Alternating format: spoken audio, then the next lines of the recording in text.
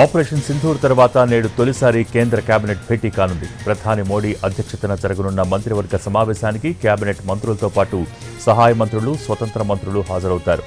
సుష్మా స్వరాజ్ భవన్లో సమావేశం జరగనుంది. ఆపరేషన్ సింధూర్కు దారితీసిన పరిస్థితులు, దాని పర్యవసానాలను మంత్రులకు ప్రధాని మోడీ వివరించే అవకాశం ఉంది.